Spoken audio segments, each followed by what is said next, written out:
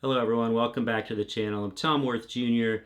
and today was a day that will just go down in history as a turning point in the United States officially allying itself with Russia, with Vladimir Putin.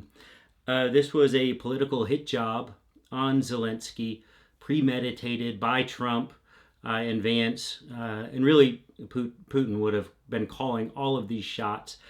Um, I will confess that, although I've been saying for several days now that nothing would come of this, at best there would be signing some ridiculous piece of paper saying that they're agreeing to agree to something in the future.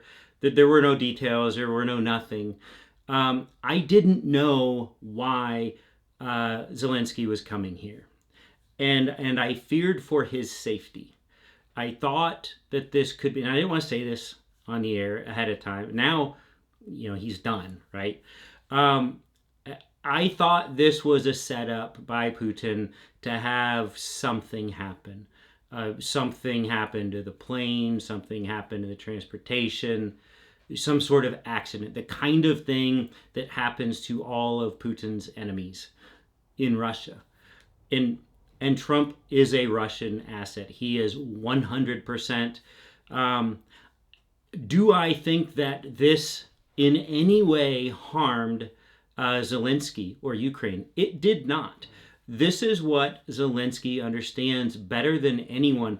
There was a 0% chance of Trump ever doing anything to go against Putin. And he made that clear, as if we didn't already know. He excluded Ukraine from the talks in Riyadh. And then, as if we needed further confirmation, just a few days later, or the next day, I believe it was, he made the comments from Mar-a-Lago that Zelensky is a dictator and he started the war. And then he kind of walked that back in the face of a charm offensive by the leaders of France and Great Britain. And we all know he crumbles in the face of, people who are peers of his. He couldn't crumble in front of Zelensky because Vlad was watching. Vladdy in Moscow was watching. He orchestrated the whole thing. That's why Vance started talking. That dude doesn't get to open his mouth in the Oval Office with a foreign leader when Trump's sitting right there. He just launches in to this pre-written, pre-memorized whatever that was. And he says for 4 years, Biden did nothing. And then that resulted in Putin invading Ukraine. Excuse me, Biden was in office for 1 year. Putin invaded in February 2022, 1 year and 1 month after Biden took office. And leading up to it, Biden did everything we could to share intelligence with Ukraine so that they would be prepared. And that is a huge part of why Ukraine was enabled to be prepared for the initial onslaught. And we had all the weapons over there. We had all the intel. We had all the satellite imagery. We knew exactly what Russia was doing, where everything was being staged. That would never happen right now. Tulsi Gabbard wouldn't share anything with Ukraine right now. This is, I hate to say it, but this is probably the best thing that could have happened for Zelensky today, because Donald Trump, as he tried to do with the Riyadh talks that exclude Zelensky, and as he tried to do with the Mar-a-Lago comments, for a third time now, has shown the world who he really is and which side he is on. And in the 2-on-1 attack on Zelensky, Trump said repeatedly, you don't get to dictate the terms here. You don't get to dictate what we're doing. You don't get to dictate this piece. This is what he does. He associates words in his people's brains. They're hearing the word dictate now. Trump has already called him a dictator. Is what he's always planting these language seeds in people's heads. So he got to say that today. That's the clip. This was all for clips that they can send out on their social media of tough guy Donald Trump and tough guy J.D. Vance. against the only real tough guy in the room, Volodymyr Zelensky. This did zero harm to Ukraine's prospects because Ukraine had no prospects as far as the United States concerned.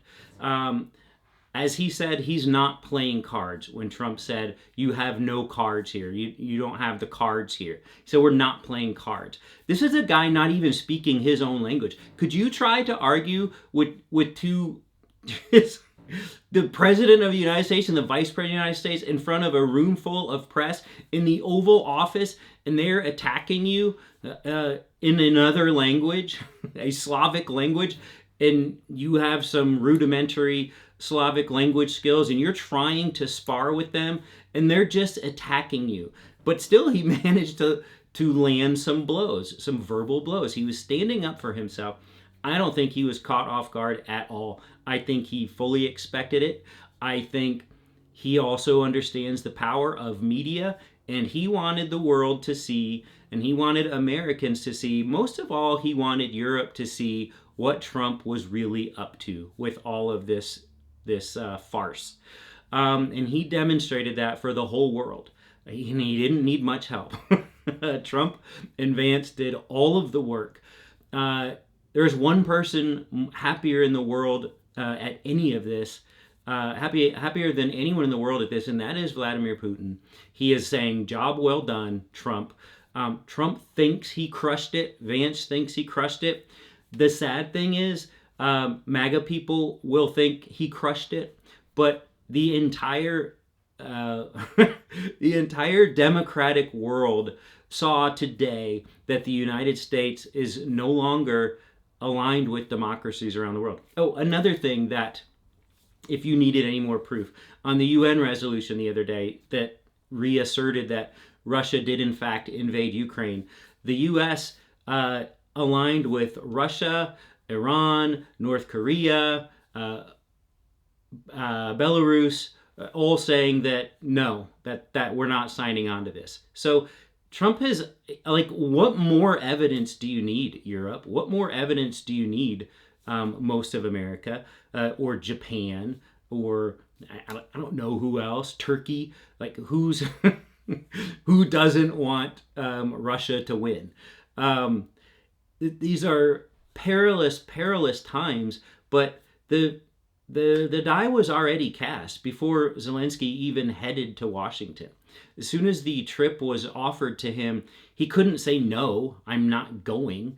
He did his best to lay the groundwork ahead of time, stressing repeatedly, well, we haven't worked out the deal. We haven't worked out the deal. We have no security arrangement. We need a security arrangement. I'm not signing anything without a security arrangement. He said this all along. He knew what he was walking into, but he had to walk into it. And I couldn't be more impressed with the guy, more proud of the guy. We just need everyone to know what we're dealing with here. And there's a school of thought that if we can just kind of slow play it and drag it out and give ourselves more time, or give Europe more time to prepare, it only helps Putin. If anyone's under any illusion that Trump is not fully controlled by Vladimir Putin, that those illusions are gone now.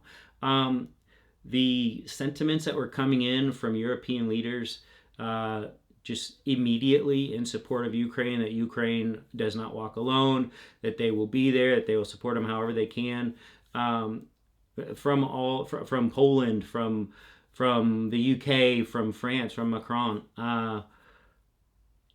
The support is there. It is unwavering. And the United States just sided with Vladimir Putin against the rest of the world. And this is a day, February 28th, 2025. It's a big, big day. I'm glad Zelensky escaped with his life. That was a real concern of mine, and I'm glad he got out of there. And I don't know what comes next, but we will find out soon enough. That's it for now. I hope you all get to watch some of this. I hope you watch the the remarks or the interaction yourselves. Don't just take people's word for it. Yes, it was that shocking. It was that much of a national humiliation for the United States.